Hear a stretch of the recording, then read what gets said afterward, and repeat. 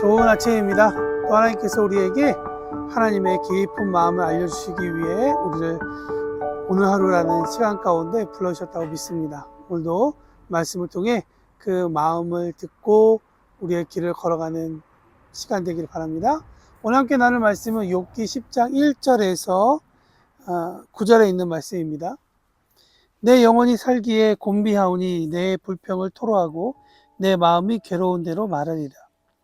내가 하나님께 아뢰오리니 나를 정죄하지 마옵시고 무슨 까닭으로 나와 더불어 변론하시는지 내게 알게 하옵소서. 주께서 주의 손으로 지으신 것을 학대하시며 멸시하시고 악인의 꾀에 빛 비추시기를 선히 여기시나이까. 주께도 육신의 눈이 있나이까. 주께서 사람처럼 보시나이까.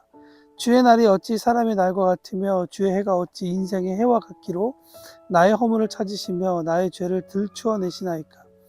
주께서는 내가 악하지 않은 줄 아시나이다. 주의 손에서 나를 벗어나게 할 자도 없나이다. 주의 손으로 나를 빚으셨으며 만드셨는데 이제 나를 멸하시나이다. 기억하옵소서. 주께서 내 몸 지으시기를 흙을 뭉치듯 하셨거늘 다시 나를 티끌로 돌려보내려 하시나이까. 욥기를 천천히 읽다 보면 그의 기도는 하나님의 원망으로 가득 차 있다라는 것을 우리가 발견하게 됩니다. 4절 말씀을 보면 약간 그 도가 넘어나는 듯한 모습을 발견하게 되죠. 주께서도 육신의 눈이 있나이까? 주께서 사람처럼 보시나이까? 여러분, 이 말을 누군가 우리의 공동체 기도 가운데 하게 된다면, 인용한다면 아마 예배 내내 웅성웅성할 것 같습니다. 그만큼 우리가 아무리 이해하려 해도 이러한 표현은 참 우리에게 익숙하지 않고 이것이 우리에게 적절한 단어인가 라고 생각이 들기도 합니다.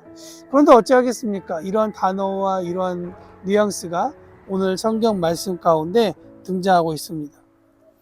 이래서 우리가 이 욥의 기도의 방향에 대해서 잠깐 잃어버리고 있을 때 어쩌면 오늘 읽진 않았지만 이 다음 장인 11장에서 욥의 친구인 소발이 우리의 마음을 대신하는 것 같습니다.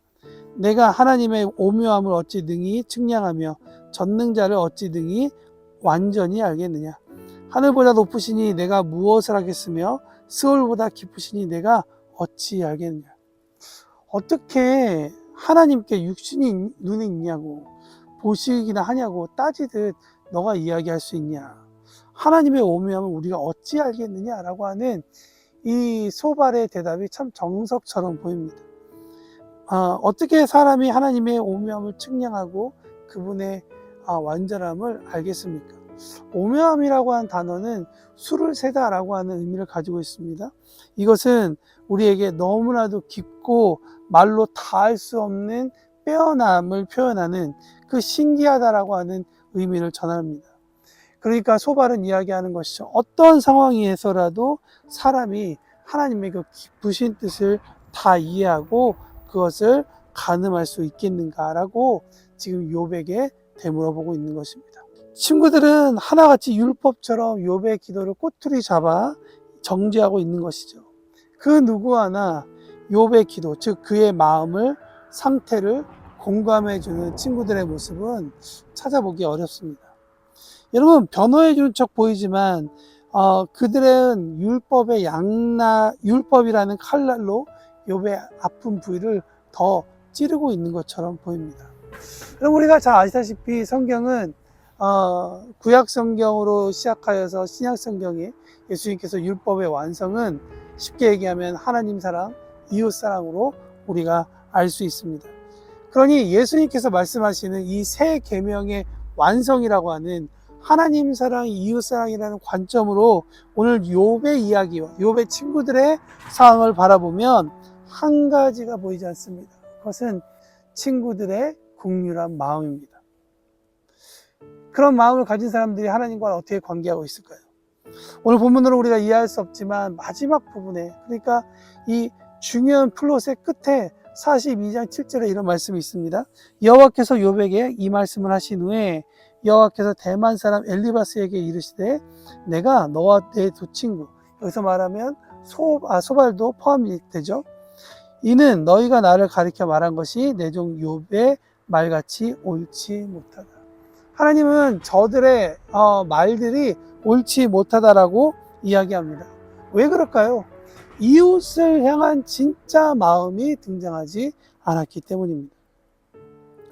하나님은 42장에 가보면 욥에 대해서 내 종 욥, 내 종 욥이라고 하는 내 종이라고 하는 단어를 상당히 많이 쓰십니다.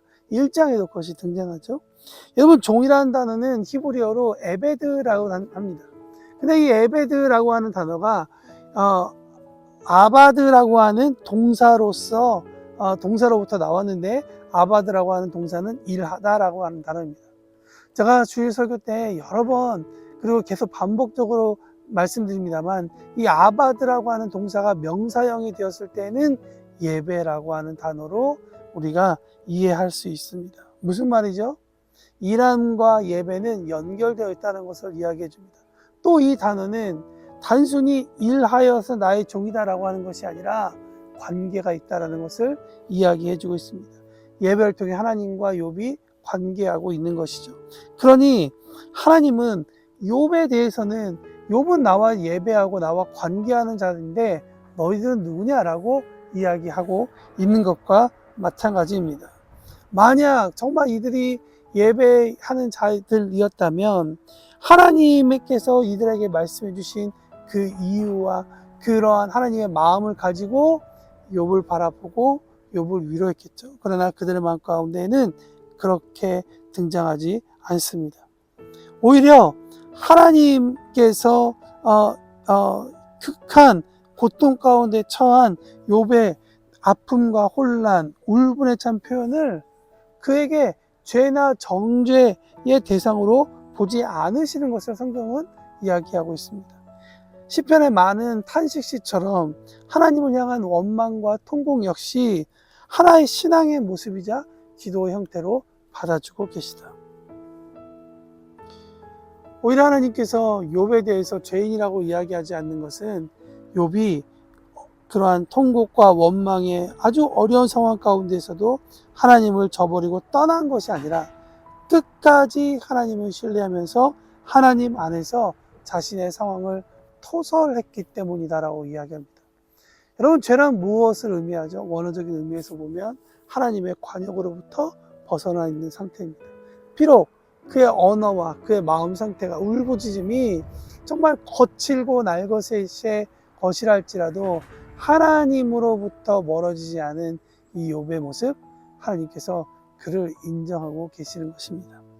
물론 이 욥의 모든 기도가 다 올바르다는 것은 아닙니다. 나중에 가게 되면 이것에서도 성장이 일어나죠. 그러나 하나님은 이 욥의 모습을 사랑하고 욥의 모습을 품어주신다는 것은 우리가 어떤 마음으로 하나님 앞에 서서 예배하고 기도해야 할지를 이야기해 준다고 믿습니다. 여러분, 우리가 얼마 전까지 묵상했었던 이 출애굽 이후의 이스라엘 역사를 보면 욥의 이야기를 너무나도 명확하게 잘 설명합니다. 가나안 땅에 목축자로서 들어갔다가 이제 그곳에서 농경하는, 농사를 짓는 사람으로 살아야 하는데 농사를 지어본 적이 없으니 이 사람들이 어떤 삶을 선택합니까? 하나님만을 의지하고 하나님 안에서 사는 것이 아니라 하나님을 버리고 그 땅에 농사의 신, 풍요의 신, 비의 신, 태양의 신을 섬기는 모습을 보게 되죠.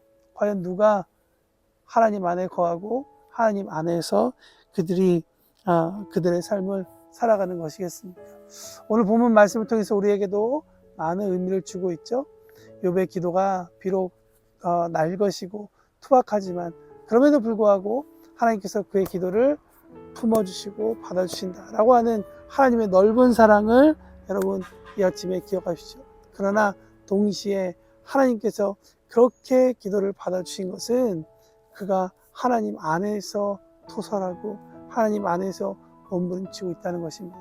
그러니 하나님을 배신하고 하나님을 배반하는 그런 기도가 아니라 고통 가운데 있다 할지라도 하나님 안에서 고통스러워하고 하나님 앞에서 우리가 몸부림칠 때 하나님이 우리의 기도를 기다려주시고 응답하신다라고 하는 그 메시지를 기억했으면 좋겠습니다. 혹시 요즘 또 오늘 고통의 시간을 걸어가고 있는 분들이 계시다면 이 말씀으로 위로함 받고 주님 안에서 오늘 하루 살아가시면서 힘없기를 기도하겠습니다.